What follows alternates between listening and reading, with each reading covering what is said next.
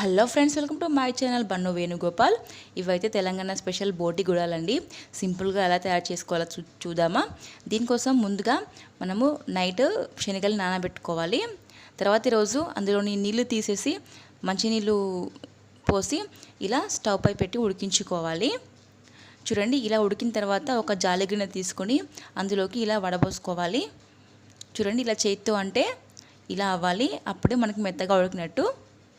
మనం నైట్ నానబెట్టుకున్నాం కాబట్టి తొందరగా ఉడికిపోయాయి. ఇప్పుడు ముందుగా బోటీని ఉడికించుకొని అందులో ఉప్పు, పసుపు, కారం, అల్లం కలిపి పెట్టుకోవాలి. తర్వాత స్టవ్ వెలిగించుకొని బాండి పెట్టుకొని అందులో కొద్దిగా ఆయిల్ వేసి వేడిన తర్వాత జీలకర్ర, పచ్చిమిర్చి, ఉల్లిపాయలు, కొద్దిగా ఉప్పు వేసి ఫ్రై చేసుకున్న తర్వాత అందులోకి పసుపు, అల్లం వెల్లిపాయ పేస్ట్ వేసి పచ్చివాసన పోయేదాకా ఫ్రై చేసుకోవాలి. మనం ముందుగా ఈ బోటీలో కలుపుకున్నాం కానీ సరిపోదండి, మళ్ళీ వేసుకోవాలి. ఇప్పుడు ఇందులో మనం ఉడికించుకున్న బోటీని ఇందులో వేసుకొని కలుపుకున్న తర్వాత ఇందులో కొంచెం కారం, కరివేపాకు వేసుకొని అంతా కలిసేలాగా కలుపుకున్న తర్వాత మనం ముందుగా ఉడికించుకున్న శనగల్ని ఇందులో వేసుకొని కొద్దిగా ఉప్పు కూడా వేసుకోవాలి. ఉప్పు కూడా వేసుకొని అంతా కలిసేలాగా కలుపుకున్న తర్వాత ఇందులోకి కొద్దిగా ధనియాల పొడి కూడా వేసుకోవాలండి, బాగుంటుంది. అంతేనండి, ఎంతో సింపుల్గా తయారు చేసుకునే ఈ తెలంగాణ బోటి గుడాలు సూపర్గా ఉంటాయి. ఇలా సింపుల్గా తయారు చేసుకొని తినండి.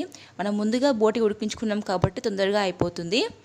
ఐ హోప్ ఈ సింపుల్ రెసిపీ మీకు నచ్చినట్లయితే లైక్ చేయండి, షేర్ చేయండి, సబ్స్క్రైబ్ చేయడం మాత్రం మర్చిపోకండి.